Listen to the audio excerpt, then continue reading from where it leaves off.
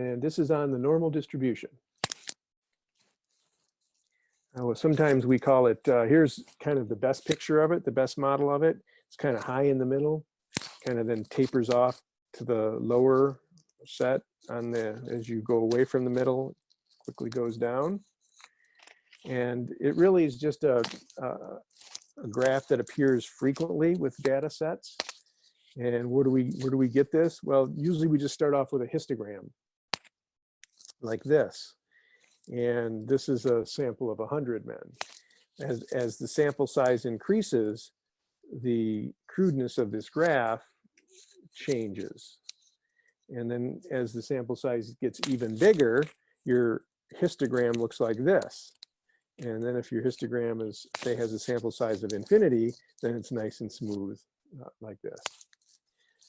But generally, when we're describing a data distribution, one of the shapes we always go back to is this one here. Is it normal looking?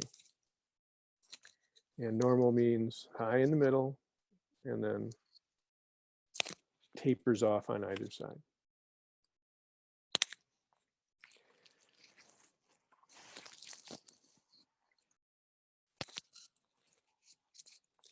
In this histogram, if we had the frequency over here, frequency here, or over here, frequency, and then these would stack up. And then down here, you'd have the heights. So each one of these would be a range of heights. In a nice bell-shaped distribution like this, called bell-shaped because it looks like a bell.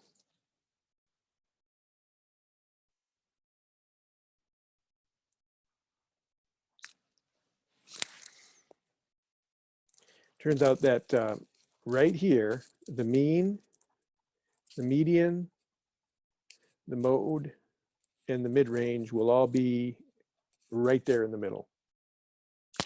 They're measures of center, so it makes sense that they would be right in the middle, in the center. Okay, so let's take a look at an example to show you how we're going to label the horizontal scale when we have a data distribution. A lot of times when you do a number line, you just kind of maybe start over here and just start going 0 and then increasing your scale by ones like that. Sometimes you'll draw a scale, 3, and then go -2 and -1 and 0 and 1 and 2 and 3, and again jumping by ones. You don't have to jump by ones. You could jump by tens if you like.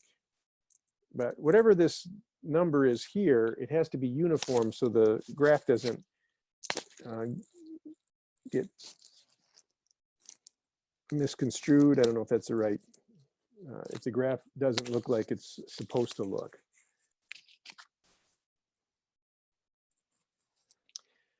So when we're using data sets, what we number the scale by is the standard deviation. And the number that goes in the middle is the mean.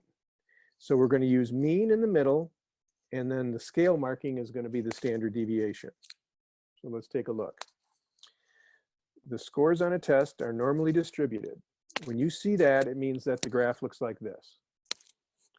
With the mean of 100, so we're going to write the mean is equal to 100, and that's the variable x bar that we use for the sample mean, x bar, and then the standard deviation is 20. So the variable that we use for the standard deviation is sx. So here is the scale that we're going to use for this graph. We're going to put the mean right in the middle, and we're going to count 3 markers to the right and 3 markers to the left, scale markings. And we're going to jump by the standard deviation each time. And if the standard deviation is 20,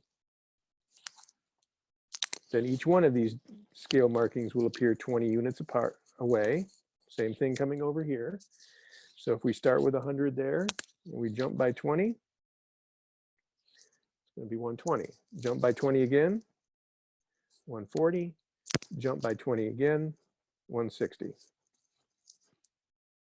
As you go the other way, remember this is a subset of the real number line, so you have to go down and 64. So starting here, everything is jumping by 20 and 100 is right in the middle. Now, if you had a normal curve, then right here in the middle, that's where the high point would be. And then as you go away from the high point, use this idea of symmetry here, these values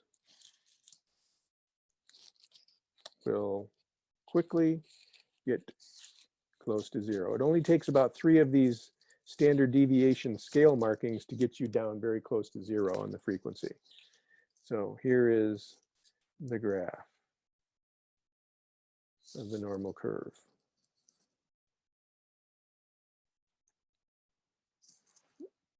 So it kind of looks like that one, but in the middle we have 100 and then we're jumping by 20. All right, so sometimes it's useful to label this as 0 and this 1 and 2 and 3 and -1, -2, -3. Because if you put that scale on there, then you can say, well, 120 it corresponds to 1. 120 is 1 standard deviation above the mean. 120 above the mean. For 2, 140 is 2 standard deviations above the mean. And 160 is 3 standard deviations above the mean. 320 is above the mean. If you get into the negatives, then the way that we would interpret this is we're 1 standard deviation below the mean, or 120 marking below the mean. If we're down at 60, we're 2 standard deviations below the mean, and we can go down 40 is 3 standard deviations below the mean. So we're going to talk about in terms of where these data values are with respect to the number of standard deviations from the mean. We're going to call this a statistic here in a second. Okay. Identify, find the score, these are test scores, find the score that is 2 standard deviations above the mean.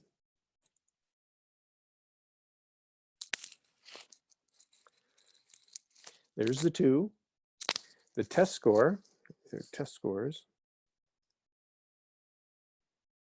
that is 2 standard deviations above the mean would be the data value 140.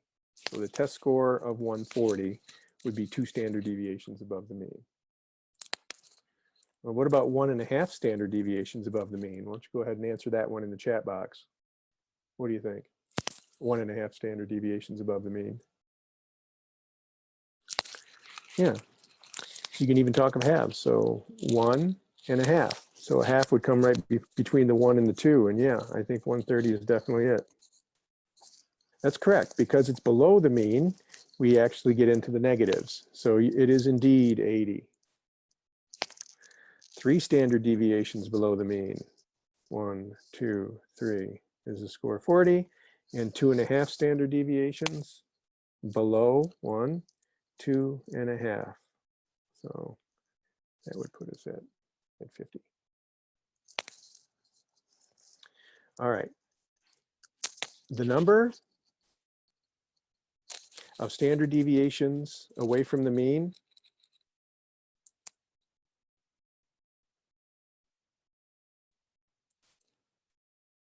is called the z-score.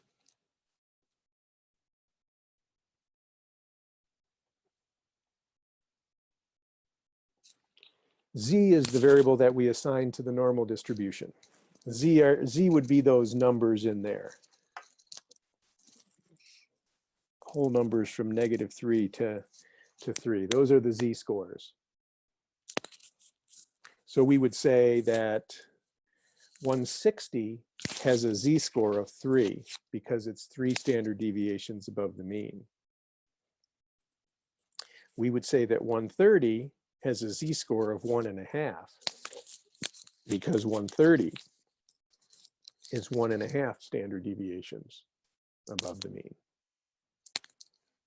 and so on. All right, let's continue. Now there's this interesting property of normal distributions, and sometimes it's called the empirical rule.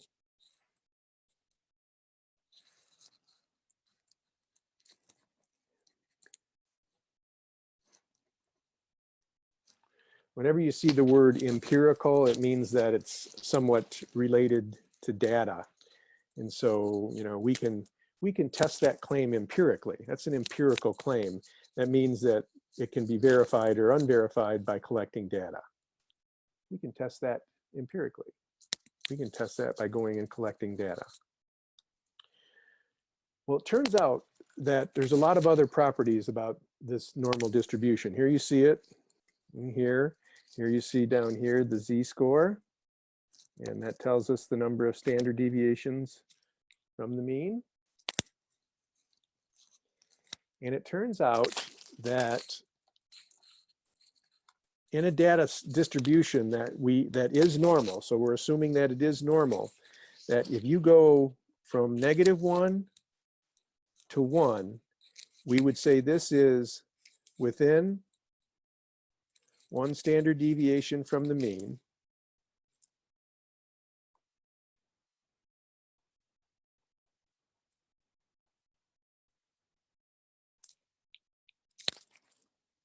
It turns out that 68% of all the data would fall within 1 standard deviation of the mean. And 68% is larger than 66 2/3. So it's actually more than 2/3 of the data will fall within 1 standard deviation from the mean. So 68% in here. If you go out 1 standard deviation to 2 standard deviations away from the mean, in this range here, from -2 to 2, fully 95%, all but 5% of the data will fall within 2 standard deviations from the mean. This is in a normal distribution. And there you see it up there, 95. And that means 2 standard deviations below the mean to 2 standard deviations above the mean. And then if we go out 3 standard deviations from the mean, from -3 to 3, in a normal distribution, 99.7%, near 100% of the data will fall within 3 standard deviations from the mean. Very little data is more than 3 standard deviations above the mean or less than 3 standard deviations below the mean. Only 0.3% would be.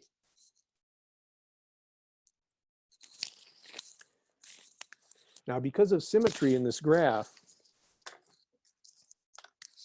if 68% fall within 1 standard deviation and an equal amount falls in each of these slices, we could say that there are 34% of the data in that slice and 34% of the data in that slice.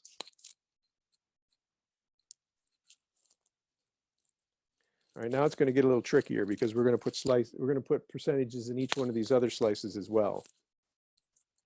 Here's how we're going to figure out what's in each of these 2 slices. First of all, we know that they're the same because of symmetry. And we do know that 95% fall within 2 standard deviations of the mean. And if we subtract the 68% that's already there, we get 27%. So these 2 added together must be 27%, but they're equal. So 27% divided by 2 is 13.5%. So that means that in this slice, there's 13.5% of the data, and in this slice, 13.5%. Then if you add those 1, 2, 3, 4 numbers, you're going to get the 95. Continuing out, we have 99.7% of the data, and subtract the 95 that's already there. That's going to be 4.7%. So if we add this slice with this slice, we get 4.7. And if you take that 4.7% because of symmetry and divide by 2, you get 2.35%. So 2.35% here and 2.35% here. And if you add those 6 numbers, you'll get the 99.7. And that just leaves the percentage out here and out here. There is 0.3% that's not accounted for if 99.7% is accounted for within those 3 standard deviations. So once again, we're going to divide by 2 and we'll get 0.15%. So there's 0.15% here and going off to positive infinity, and there is 0.15% from here going out to negative infinity. So sometimes these problems are a little easier to work with if you have these percentages in each of the slices.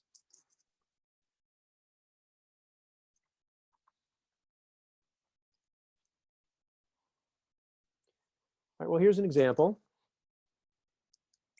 So let's take a look. Tell me what the mean is, and tell me what the standard deviation is.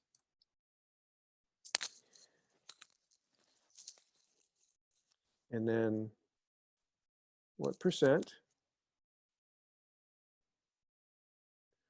of the data falls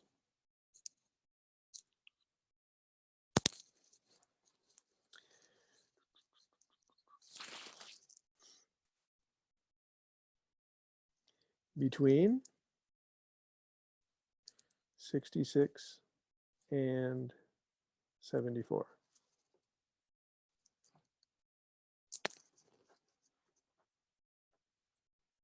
What percentage of the data falls above 70? What percent of the data falls less than 74?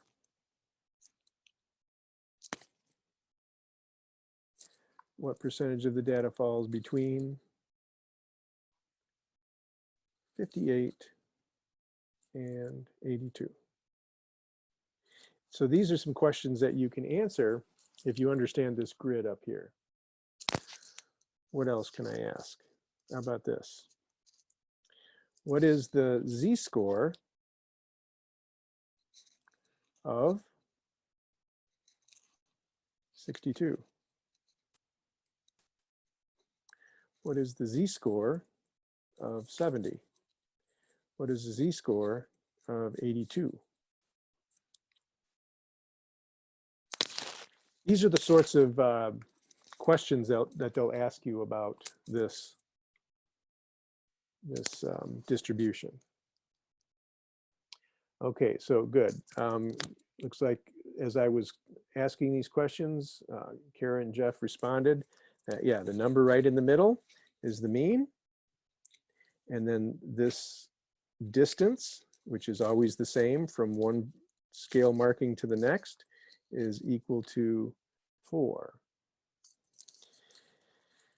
And so the mean is 70 and the standard deviation is 4. Sometimes we'll write the z-scores right above these numbers.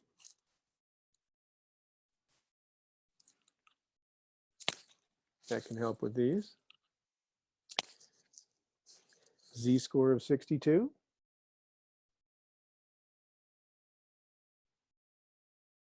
is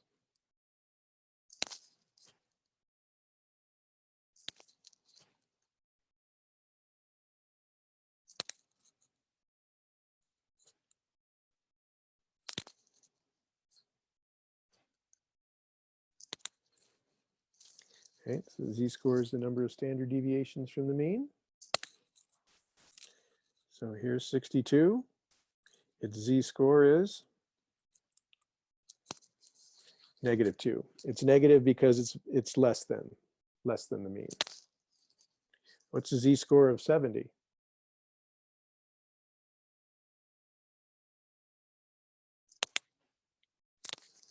Z-score of 70 is the 0. It's right at the mean. And the Z-score of 82.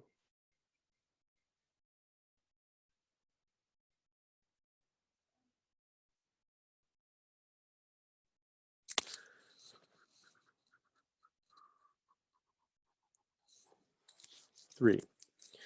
Okay, so the distance from 70 to 82, that's a distance of 12. But we ask for the Z-score, and the Z-score means the number of fours, the number of standard deviations. So just focus in on these numbers here. There's 3. Okay, let's go back up to the percent of the data that falls between.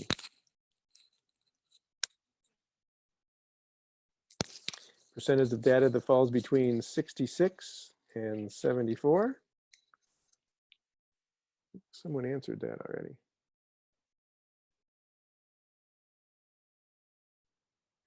Yeah, it looks like Jeff and Annika answered that early on. But it's right because it's within 1 standard deviation. This graph says that within 1 standard deviation, 68%.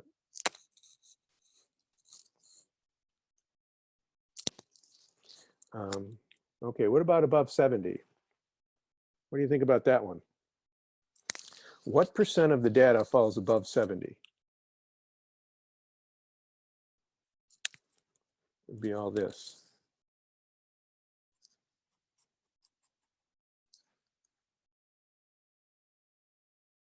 Yeah, that's exactly half. That's exactly half. It's right from the middle over. There's 50% to the left and 50% to the right. So exactly half, 50%.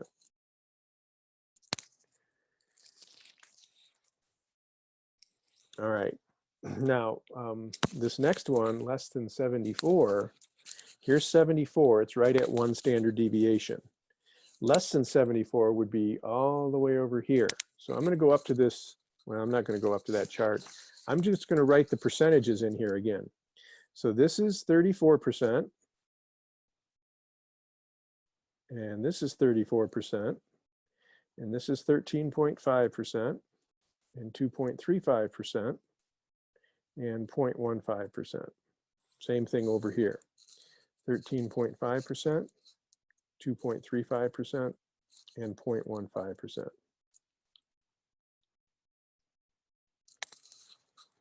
I took those same percentages as we calculated up here. We're assuming that this curve down here is also a normal distribution. All right, so we have to go from less than 74. So we're going from here over. Well, we already know that from 70 over is 50%. That's half of it. And then we take this slice, which is 34%, add them together, and you're going to get 84%.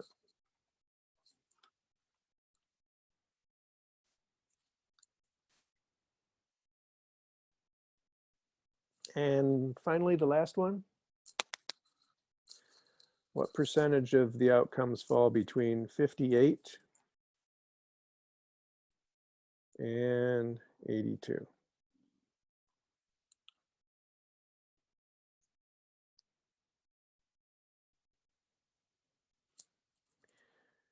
Percentage of the data values fall, another way to say that is within 3 standard deviations from the mean, because here's -3 all the way to +3. 3 standard deviations below, 3 standard deviations above. And that one is right up here. 99.7% of the data will fall within 3 standard deviations of the mean. So that's right. 99.7%. The normal curve.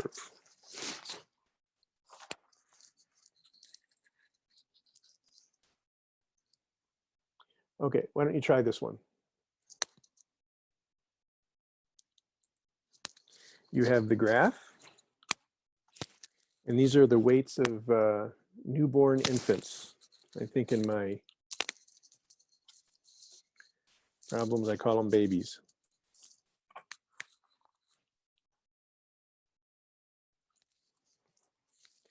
So these questions are asked in a slightly different way. So now they give you the percentage and they ask you to give the two weights.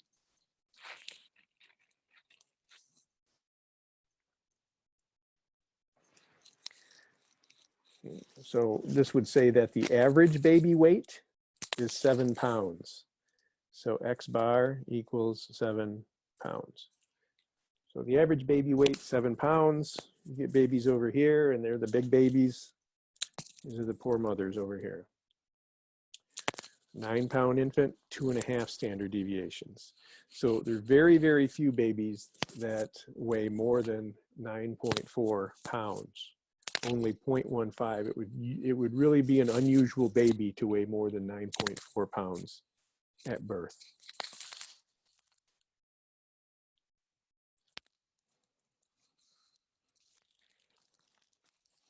Okay, standard deviation is 0.8. So those are the first two numbers that you want to write down. And they have the graph already drawn for you there.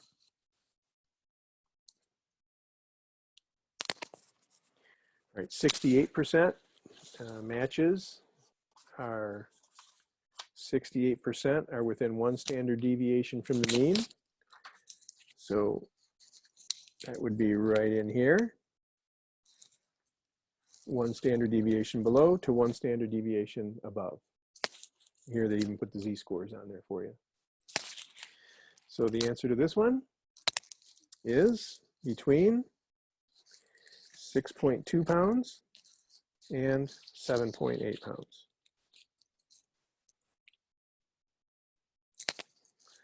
The 95% fall within 2 standard deviations.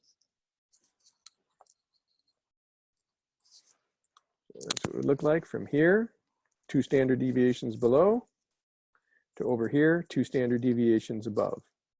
95% of the data will fall within that range. 95% within 2 standard deviations. Okay, so 5.4 is 2 standard deviations below, and 8.6 is 2 standard deviations above.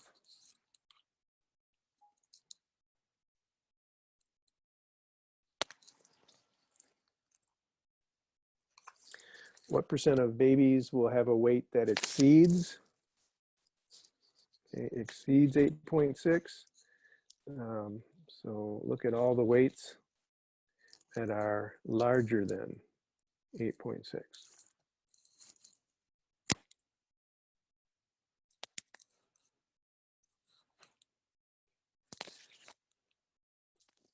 All right, so here's another opportunity to put these percentages in here. 34%, 13.5%.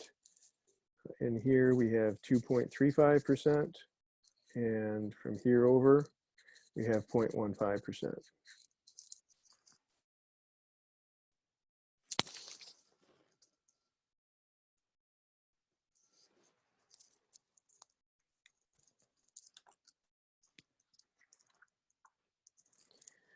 So we would have to add the 2.35 and the 0.15 together to get all of the weights over here.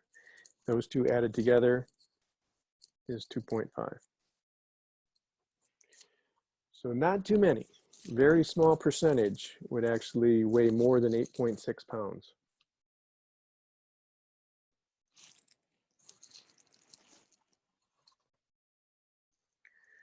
All right, and this one here, if a hospital has 500 babies born in a year, how many babies would you expect to weigh less than 5.4 pounds?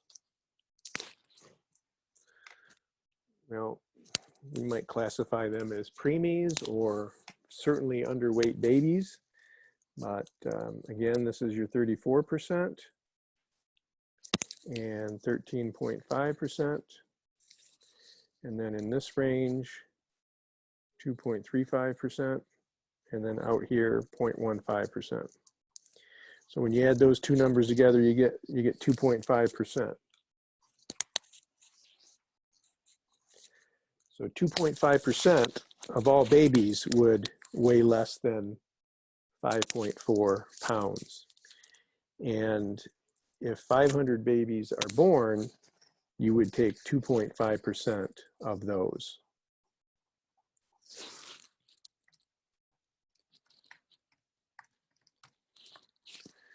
And that turns out to be 12.5. So 12 or 13, can't have a half of a baby.